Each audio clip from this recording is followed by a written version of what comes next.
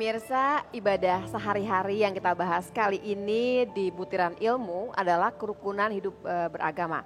Bersama Ustadz Khalil Nafis, tadi kita membahas mengenai kalau dalam kerukunan hidup beragama di mana agama kita sama-sama Islam, yang tidak boleh kemudian berubah adalah akidah. Selama syariah dan muamalah, bolehlah kita punya pemahaman yang berbeda. Kita pindah nih Pak Ustadz ke tempat yang dimana kita antar umat beragama, betul-betul beda agama. Sampai di mana sih kita diperbolehkan bertoleransi? Terus kemudian juga kita mengacunya barangkali ke zaman Rasulullah kali ya Pak Ustadz ya. Zamannya ada piagam Madinah begitu. Silakan Pak Ustadz. Ya, sebenarnya Al-Quran sudah menentukan tentang kita hidup bertoleransi itu sebuah keniscayaan. Karena kita terdiri dari qabailah, syu'aba wa qabailah, ada semacam keberbangsa-bangsa dan itu pasti berbeda-beda. Nah, langkah kita cara saling menghormati jangan sampai ada yang memaki, menjelek-jelekkan agama lain. Maka kalau kita menjelek-jelekkan agama lain sama dengan juga menjelek-jelekkan agama sendiri. Maka Allah berfirman wala tasubbul ladzina yad'una min dunillah fayasubbullaha aduwwan bighairi ilmin. Janganlah engkau memaki ya agama lain. Nah, karena orang yang akan dicaci itu agamanya akan berbalik mencaci Allah. Karena dia tidak tahu. Jadi sama dengan ketika kita mencaci seseorang, bapaknya seseorang, maka dia akan balik akan mencaci bapak kita. Jadi sebenarnya karena tindakan kita juga yang kena sebetulnya. Nah itu, jadi kita tetap menghormati. Tetapi menghormati itu dalam Islam disebut dengan tasamuh, jangan sampai mengorbankan akidah. Maksudnya gimana nih Pak Ustadz? Jadi ketika kita umpamanya menghormati agama lain, apakah Kristen, Katolik, Hindu, Buddha, ya kita menghormati pemahaman orang lain. Dipersilahkan orang juga bebas memeluk agama, tetapi jangan sampai kita ini karena umpamanya toleransi lalu kita sholat di gereja, berdoa di pura. Walaupun cara berdoanya cara kita. Ya, kita kan rumah ibadah orang lain. Tentunya tetap menghormati, tapi tidak berarti orang lain boleh sembahyang di masjid, lalu orang-orang bersembahyang di pura. Seperti ini kan itu. Kalau contohnya Pak Ustadz cukup ekstrim ya pemirsa ya. Kalau yang tipis-tipis gimana Pak Ustadz? Kadang-kadang kita agak bingung nih, sebenarnya kita udah lompat pagar apa belum sih? Sebenarnya kita nih menggadaikan akidah apa tidak gitu dengan melakukan hal tersebut. Waktu barangkali nih Pak Ustadz. Sama-sama perayaan gitu kan, terus saling mengucapkan selamat misalkan, yang seperti itu. Ya, kalau kita umpamanya sebatas karnaval kayak kita ya perayaan, ya kita dipersilahkan kita merayakan lah kayak dengan agamanya kita. Lalu kalau kita umpamanya hadir pada perayaan itu dalam sebuah pentas, ya kita nggak ada masalah. Ketika orang umpamanya ingin mengucapkan selamat Idul Fitri ya kita terima saja. Ada orang Natal ya silahkan selamat bernatal gitu. Selamat merayakan hari Natal. Begitu ya, misalkan. Tapi kita jangan sampai meyakini bahwa Natal itu adalah bagian dari kebenaran di dalam Islam. Tetapi kita menghormati orang lain itu bernatalan. Karena dia mempunyai keyakinan dengan natalannya itu. Baik. Jadi tapi kita jangan meyakini bahwa Natal itu adalah bagian dari rangkaian agama Islam. Nah kalau yang seperti ini masuk syariah muamalah nggak sih Pak Ustadz sebetulnya? Karena kan berbeda-beda nih semua tanggapannya. Kalau berkenaan dengan meyakini kita kepada hari Natal, umpamanya hari Nyepi adalah bagian dari agama, itu akidah. Udah pasti salah. Pasti salah. Tapi kalau kita hanya menyampaikan tentang mengucapkan selamat kepada mereka tanpa meyakini, itu bagian dari syariah.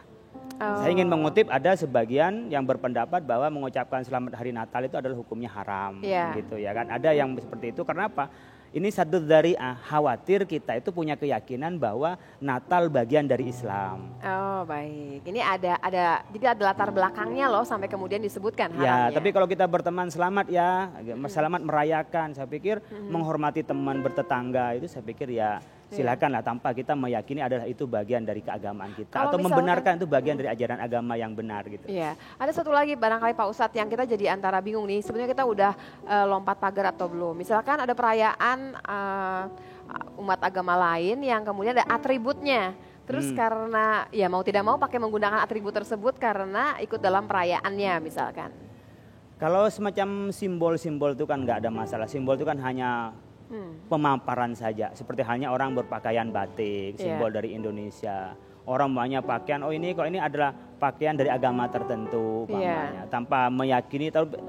Ya, jadi pegangan adalah keyakinan kita. Keyakinan kita. Balik lagi akidah kita gadaikan atau tidak begitu. Nah, Meskipun kita umumnya tidak berpakaian mirip dengan mereka, tetapi kita meyakini seperti halnya ajaran mereka dibenarkan secara Islam, yaitu sudah lompat pagar itu dari akidahnya. Pak Ustadz, kalau zamannya Rasulullah pas ada Piagam Madinah tuh gimana Pak Ustadz? Jadi Piagam Madinah itu lebih kepada hidup bermasyarakat. Jadi ketika hidup bermasyarakat itu kita menyebutnya an-nas ya, tanpa membedakan ras, tanpa membedakan agama, etnis dan sebagainya, kita hidup bersama. Nah di Piagam Madinah ini bagian dari konstitusi Madinah yang mengikat seluruh masyarakat Madinah. Di situ ada pagan, ada Yahudi, ada Kristen, ada Islam, itu sepakat untuk hidup bersama di Madinah. Dan itu berdampingan. Mereka satu menjadi satu umat, yang kedua mereka satu di dalam membela negara. Dan di dalamnya itu ada kebebasan beragama. Artinya tidak ada paksaan. Umpamanya orang Islam harus Kristen, Kristen harus Islam, atau yang Katolik harus Islam, tidak, Buddha tidak. Jadi mereka silakan hidup sendiri-sendiri, tetapi jangan sampai melanggar kesepakatan. Kesepakatan apa? Kita jaga keamanan. Kita jaga toleransi. Jadi nggak ada kekerasan nih, tidak ada kekerasan seperti itu. Ketika ada satu, dulu itu ada namanya Yahudi Bani Nadir, itu diperangi bukan hanya oleh umat Islam, tapi juga oleh umat-umat yang lain di Madinah karena melanggar perjanjian. Sama dengan di Indonesia ketika dia melanggar konstitusi. Jangankan orang biasa, presiden pun diturunkan kalau melanggar konstitusi. Jadi lebih kepada bagaimana kita membangun kesepakatan untuk mencapai maslahat di dalam berbangsa dan bernegara. Dan itu disebut dengan Sahifa Madinah. Nabi menulisnya ada 47 pasal dan itu tidak diawali dengan kata-kata negara Islam.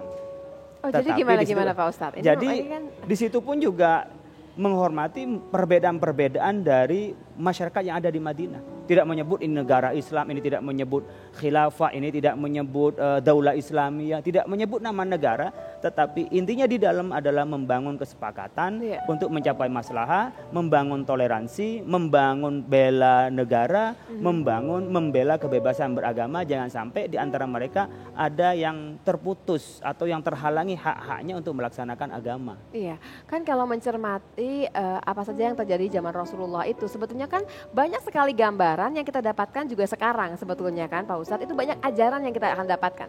Salah satunya tadi ada gesekan juga di sana sebetulnya. Jadi pegangan selalu adalah kita mesti punya kesepakatan.